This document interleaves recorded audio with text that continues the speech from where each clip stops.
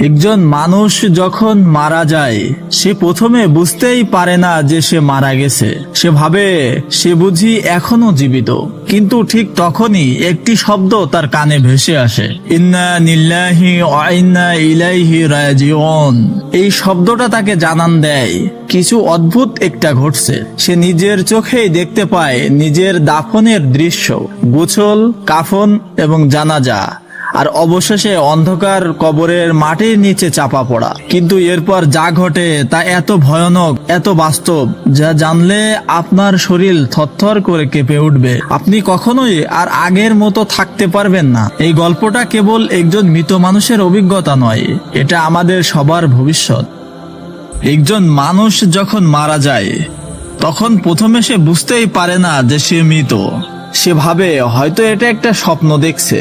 চোখের সামনে দেখতে পায় তার পরিবার, আত্মীয় স্বজন, সবাই তাকে ঘিরে আছে। কেউ তাকে গোসল করাচ্ছে, কেউ কাঁদছে, কেউ জানাজার প্রস্তুতি নিচ্ছে। তারপর ধীরে ধীরে সে দেখতে পায় তাকে কবর দেওয়া হচ্ছে। মাথার উপরে পড়ছে বাঁশ, কাঠ, মাটির স্তর। তখন তার ঘুম ভেঙে যায়। সে তখন উপলব্ধি করে, আমি তো সত্যিই মারা গেছি। সে চিৎকার করে ওঠে, কিন্তু কেউ তার কথা শুনতে পায় না। যখন সবাই কবর দিয়ে তাকে একা রেখে চলে যায়, তখন আল্লাহ সুবহানাহু ওয়া তাআলা তার আত্মা আবার দেহই ফিরিয়ে দেন।